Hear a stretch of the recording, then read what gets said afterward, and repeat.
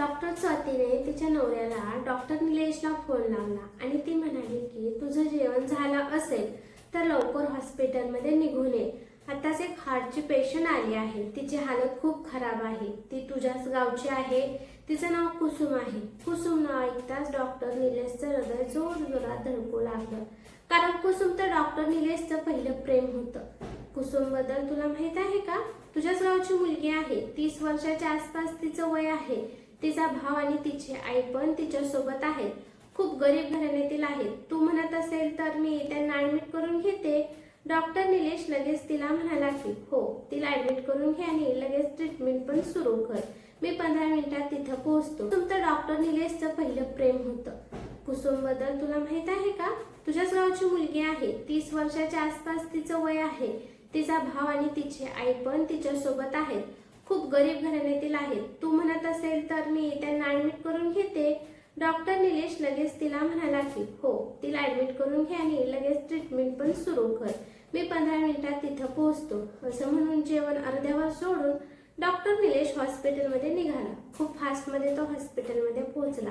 एक वेळ अशी होती, कुसुममध्ये त्याचा जीव बसत होता. कुसुम आणि डॉक्टर निलेश दोघे पण लहानपणापासून सोबत मोठे झालेले होते. लहानपणी ते दोघं एकमेकांसोबत खेळले होते. 10वी पर्यंत शिकत असताना त्या दोघांना एकमेकांबद्दल प्रेम निर्माण झालं. त्यानंतर त्यांचं प्रेम एवढं वाढलं की ते दोघं एकमेकांसोबत जगणार आणि मरणार या गोष्टी करू लागले. मरेपर्यंत दुसरं कोणाचेच होणार नाही असं एकमेकांकडून वचन घेतले. 12वी पर्यंत कुसुमने शिक्षण घेतलं होतं, कारण त्यांच्या गावात फक्त 12वी पर्यंत शिक्षणाची सुविधा होती आणि शिवाय कुसुम गरीब घराण्यातील होती. शहरात जाऊन तिला शिक्षण घेणं खूप अवघड होतं. निलेशचे वडील रेल्वेमध्ये कामाला होते, त्यामुळे निलेशची आर्थिक परिस्थिती चांगली होती. त्यामुळे 12वी झाल्यावर निलेश शहरात शिकायला गेला. पण जेव्हा पण निलेश गावाकडे येत होता तेव्हा निलेश आणि कुसुम गपचूप भेटत होते. पण मरेपर्यंत एकमेकांची साथ द्यायची अशी अजून ते वचने देत होती. कुसुमला एक भाऊ आणि एक बहीण होती. कुसुम सगळ्यात मोठी होती.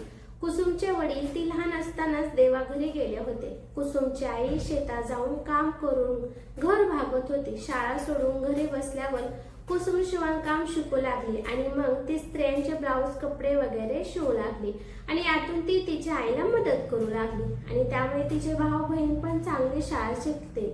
असेच दिवस चालू होते. निलेशने त्याचं शिक्षण पूर्ण केलं आणि डॉक्टर बनण्यासाठी निलेश मुंबईला निघून गेला आणि त्यानंतर निलेशचा पूर्ण परिवार मुंबईमध्ये जाऊन शिफ्ट झाला होता. मुंबईला जाण्याआधी निलेश कुसुमला भेटला होता आणि तो कुसुमला म्हणाला होता की माझी वाट बघत बस, मी जसा डॉक्टर होईल तसा मी तुला माझी बायको म्हणून माझ्या घरी घेऊन जाणार आहे. अशा प्रकारे निलेश तिला त्याची वाट पाहण्यासाठी सांगून मुंबईला निघून जातो. इकडे कुसुम प्रत्येक क्षणी निलेशच्याच आठवणीत रमलेली असायची. तिची दिवसाची सुरुवात निलेश या नावानेच व्हायची आणि संध्याकाळ पण निलेशनेच व्हायची. पण जसा निलेश मुंबईला गेला तसा तो गावी माघारी आला नाही. मुंबईमध्ये निलेशची ओळख स्वाती सोबत झाली. ती पण निलेश सारखीच MBBS करत होती. स्वाती खूपच मोठ्या परिवारामधली होती. स्वातीचे वडील पण डॉक्टर होते आणि त्यांचं खूप मोठं हॉस्पिटल होतं. स्वाती तिच्या वडिलांची एकुलती एक मुलगी होती. स्वातीच्या वडिलांनंतर सगळी प्रॉपर्टी स्वातीच्या नावावर होणार होती. स्वाती सोन्याचं अंड देणारी कोंबडी होती. स्वाती श्रीमंत होण्याबरोबर ती खूप सुंदर पण होती. गावामधला गोरापान दिसायला देखणा मुलगा निलेश तिच्या मनामध्ये उतरला होता. हळूहळू दोघे एकमेकांच्या जवळ येऊ लागले. जास्त करून स्वाती निलेशच्या जवळ जाण्याचा प्रयत्न करत होती. निलेश पण तिच्या जाळ्यात फसत गेला आणि हळूहळू निलेशच्या मनात पण लालच निर्माण झालं, कारण डॉक्टर झाल्यावर त्याचं आयुष्य सेट होतं. कारण स्वातीच्या वडिलांचं करोडाचं हॉस्पिटल स्वातीसोबत लग्न केल्यानंतर निलेशचं होणार होतं. निलेश गरीब कुसुमचं प्रेम विसरून गेला. आता निलेशचं आयुष्य स्वातीच्या कडेलाच घुमत होतं. पण तिकडे गावाकडे कुसुमला याबाबतीत काहीच माहिती नव्हतं. ती एक एक दिवस कसं तरी घालवत होती. बघता बघता 5 वर्ष निघून गेली, तरी पण निलेश माघारी आला नव्हता. अजून 2 वर्ष गेली, परंतु निलेश कुसुमकडे आला नाही. एक दिवस कुसुमला कळले की निलेशने लग्न करून त्याचं घर बसवलं आहे. त्या दिवशी ती खूप रडली. जेव्हा तिला हे सहन झालं नाही, ती मुंबईला निलेशला भेटायला गेली. कुसुमला निलेश हॉस्पिटलमध्ये भेटला. कुसुमला पाहून निलेश खूप घाबरला. निलेश कुसुमला एकांतात घेऊन गेला आणि तिची माफी मागू लागला. सॉरी अगं, मी तुला दिलेलं वचन निभावू शकलो नाही. तेव्हा उदास चेहऱ्याने कुसुम त्याला म्हणाली की परंतु मी माझं वचन निभावणार आहे. आयुष्यभर तुझी बनून मी राहणार असं मी वचन घेतलं होतं. तुझी तर मी बनवू शकली नाही, पण माझ्या आयुष्यात दुसरं कोणीच येणार नाही. निलेश तिच्याकडे आश्चर्याने पाहत बसला आणि म्हणाला की विनाकारण वेडी बनवू नकोस. डोंगर एवढं आयुष्य तू कसं काढणार आहेस? कुसुम त्याला म्हणाली की आमच्या गरिबाच्या आयुष्यात आम्ही जास्त स्वप्ने पाहत नाही. सकाळ संध्याकाळ जेवण भेटलं तर आम्हाला रात्री बिनधास्त झोप लागते. असंच एक एक दिवस घालवलं तर आयुष्य पण निघून जाईल. निलेश म्हणाला की आयुष्यभर एकटी राहून मला सजा देणार आहेस का? कुसुम त्याच्याकडे रागात पाहत म्हणाली की मी माझं आयुष्य कसं पण जगणार आहे, परंतु तू तुझ्या मनात कोणतंच ओझं ठेवू नकोस. तू खूप मेहनत करून डॉक्टर बनला आहेस, त्यामुळे तुझी बायको पण तुझ्यासारखी शिकलेली हवी होती आणि तशी तुला मिळाली पण आहे. असं पण आमच्या आयुष्यात सुख लिहिलेलंच नसतं. तू फक्त मला खोटी स्वप्ने दाखवली. ती माघारी जाण्यासाठी निघाली तेव्हा निलेश तिला म्हणाला की हे बघ कुसुम, तुझ्यासाठी मी मुलगा शोधतो. तुझ्या लग्नात मी सर्व खर्च करेन. कुसुम माघारी वळाली आणि निलेशच्या डोळ्यात डोळे एक घालत म्हणाली की असा विचार स्वप्नात सुद्धा करू नकोस. माझ्या मनात मी तुला जागा दिली होती, परंतु या मनात मी दुसऱ्या कोणाला शिरून माझं मन मी घाण करणार नाही. तू माझ्यासोबत टाइमपास केला असेल, परंतु या कुसुमने तुझ्यासोबत खरं प्रेम केलं आहे. गुड बाय असं म्हणून कुसुम तेथून निघून गेली. त्या दिवशी तर कुसुम निघून गेली, परंतु निलेशच्या मनात ती एक ओझं सोडून गेली होती. तिला भेटलेलं 7-8 वर्ष निघून गेले असतील तरी पण निलेशच्या मनातील काही केल्या ओझं कमी झालं नाही. निलेश जेव्हा पण एकटा बसलेला असायचा तेव्हा त्याच्या मनात कुसुमचा विचार नेहमी येत असायचा. त्याला भास होत होता की कुसुम त्याला बोलवत आहे आणि ती म्हणत आहे की आज पण मी तुझी वाट पाहत आहे. तू माझ्याकडे येणार का? निलेश कधीच त्याच्या गावाकडे गेला नाही, पण तो त्याच्या मित्रांकडे गावातील प्रत्येक खबर ठेवत होता. त्याला माहित होते की कुसुमने तिच्या भावाचं आणि बहिणीचं लग्न लावून दिलं, परंतु ती अजून पण कुमारिका आहे. पण त्याला आता कुसुमला भेटण्याच्या या विचाराने त्याला भीती वाटत होती. निलेशला स्वतःचीच घृणा वाटत होती. खरं तर निलेश हार्टचा डॉक्टर होता, परंतु एक कोमल हृदय तोडलेलं पाप त्याच्यावर होतं. तो नेहमीच कुसुम पासून लांब राहायचा प्रयत्न करत होता. पण अचानक पेशंट म्हणून कुसुम आज त्याच्या हॉस्पिटलमध्ये आली होती. डॉक्टर निलेश खूप तातडीने हॉस्पिटलमध्ये पोहोचले. त्याची बायको स्वाती त्याला रिसेप्शनवरच भेटली. कुसुमला ऍडमिट केलं आहे आणि डॉक्टर अंजली तिला पाहत आहे. तिची हालत खूप खराब आहे. तिला पाठोपाठ 2 अटॅक आले आहेत. आश्चर्य या गोष्टीच आहे की या अवस्थेत सुद्धा ती जिवंत आहे, कारण पेशंट एवढ्या ब्लॉकेज नंतर जिवंत राहू शकत नाही. डॉक्टर निलेश पळतच कुसुमच्या वार्डकडे निघाला. वार्डच्या बाहेर कुसुमची आई आणि तिचा छोटा भाऊ बसले होते. डॉक्टर निलेशला पाहताच तिची आई त्याला म्हणाली की आलास का निलेश बाळा, काही पण करून तिला वाचव. गावातल्या डॉक्टरांनी तर ती वाचणार नाही म्हणून आम्हाला सांगितलं आहे, परंतु त्यांनी आम्हाला मोठ्या हॉस्पिटलमध्ये घेऊन जायला सांगितलं होतं. पण बाळा, माझ्यापाशी एवढे पैसे नाही, त्यामुळे आम्ही इथे आलो आहे. डॉक्टर निलेश म्हणाला की तुम्ही काळजी करू नका, मी आहे, मी सगळे हँडल करतो. पैशाचं टेन्शन घेऊ नका असं म्हणून तो आतमध्ये गेला.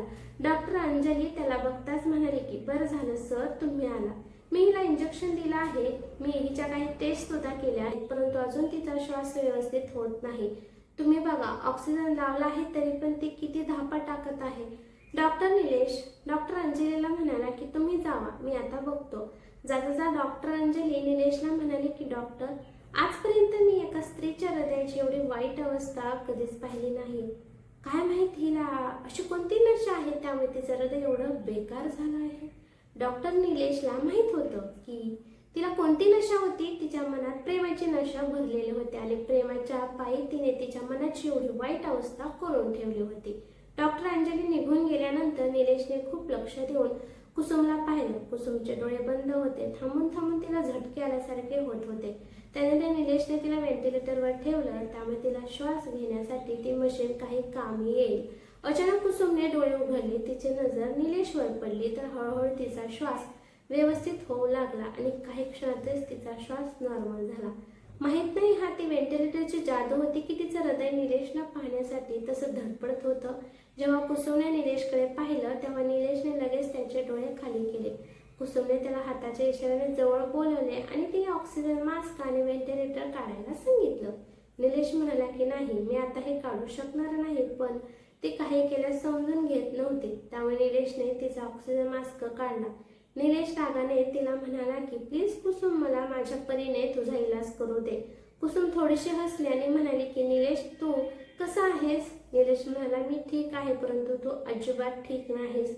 तू तुझी हालत किती वाईट करून ठेवली आहेस. कुसुम भिंतीकडे पाहत म्हणाली की मला या जगातून विदा कर. निलेशच्या डोळ्यातून अश्रू येऊ लागले. तो तिला म्हणाला की असं बोलू नकोस. निलेशच्या डोळ्यातील अश्रू पाहून कुसुम त्याला म्हणाले की मी आता थकली आहे. अजून आयुष्य जगण्याची माझ्यात शक्ती राहिली नाही. प्लीज मला या जगातून निरोप घ्यायचा आहे. निलेश तिला म्हणाला की मला माफ कर कुसुम, मी तुझा गुन्हेगार आहे. मी रस्ता भटकलो होतो. कुसुम भरल्या डोळ्याने निलेशला म्हणाले की मी तुला सांगितलं होतं ना की तुझ्या मनात कोणतं सोजं ठेवू नकोस. तुझी कोणती चूक नाही. चूक तर माझी आहे. मला बदलायला येत नाही आणि मी कोणाला विसरू पण शकत नाही. निलेश म्हणाला, नाही कुसुम, तू चुकीची नाही, चुकीचा मी आहे. मी तुला धोका दिला आहे. मी तुला धोका देऊन अजिबात खुश नाही. नेहमी मला असं वाटतं की माझ्या हृदयावर कोणती तरी भलं मोठं ओझं ठेवलं आहे. मी तरी हृदयाचा डॉक्टर असून सुद्धा या ओझ्याला बाजूला सारू शकलो नाही. आज मला कळालं आहे की जगण्यासाठी फक्त पैसाच महत्वाचा नाही, माणसाला सुख पण महत्वाचं आहे. कुसुमने त्याला जवळ बोलवलं आणि त्याच्या हातात हात घेत म्हणाले की देव साक्षीला आहे, परंतु तुझं वाईट व्हावं असं कधीच माझ्या मनात आलं नाही आणि मी येऊन पण देणार नाही. तू मला मिळाला नाही हे माझं नशीब होतं. मी देवाकडे नेहमी हीच प्रार्थना केली की तू नेहमी खुश राहावं, पण आता तुझ्यासाठी देवाकडे प्रार्थना करण्यासाठी माझे क्षण कमी पडत आहेत. आता मला जाणेच लागणार आहे. कदाचित माझा जीव तुला पाहण्यासाठी थांबला होता. त्यानंतर कुसुमची तब्येत अजूनच बिघडू लागली. कसं तरी निलेशने तिला व्यवस्थित केलं. निलेशने तिचे रिपोर्ट पाहिले. तिच्या शरीरात खूप जागी ब्लॉकेज होते. त्याने कुसुमची हृदयाची बायपास सर्जरी करण्याविषयी निर्णय घेतला. निलेश स्वतः हृदयाचा चांगला सर्जन होता, पण तो कुसुमची सर्जरी करू शकत नव्हता. त्यामुळे त्याने खूप चांगले सर्जनला बोलवले होते. 2 दिवसानंतर कुसुमची सर्जरी होती. तोपर्यंत तिला औषध दिली जात होते. हळूहळू तिची तब्येत चांगली होऊ लागली होती. सर्जरी होण्याच्या आदल्या रात्री कुसुम गाढ झोपली होती. निलेश पण तिथेच तिचे रिपोर्ट पाहत होता. अचानक कुसुमचा श्वास मोठा होऊ लागला. निलेश पळतच तिच्यापाशी आला. निलेश कधी ऑक्सिजनकडे आणि कधी मशीनकडे पाहू लागला. अचानक कुसुमने तिचा हात वर केला आणि निलेशला ती बाई म्हणाली, जशी ती शाळेतून घरी जाताना निलेशला करत होती. तिच्या चेहऱ्यावर भयानक तिला वेदना होत आहेत असं जाणवत होतं आणि थोडं हसू घेत तिने या जगाचा निरोप घेतला. कायमची हे जग सोडून निघून गेलेले होते. निलेश वेड्यासारखा तिचं बंद पडलेलं हृदय चालू करू लागला, परंतु काहीच फायदा झाला नाही. सकाळच्या वेळी निलेशने तिच्या आईला आणि भावाला तिचं मृत शरीर त्यांना दिलं होतं. निलेश त्याच्या बायकोसमोर आणि स्टाफ समोर एकदम शांत होता. तो त्यांना हे दाखवत होता की त्याच्यासाठी ते अनोळखी आहे, पण त्याचं हृदय आतमधून खूप रडत होतं. त्याच्या मनावर अजूनच ओझं निर्माण झालं. निलेश सुमनच्या अंतिम यात्रामध्ये सामील झाला. जोपर्यंत ती जिवंत होती तोपर्यंत तो तिच्यासोबत चालला नाही, परंतु ती मेल्यानंतर तिच्या मृत शरीरासोबत निलेश चालत होता. धन्यवाद.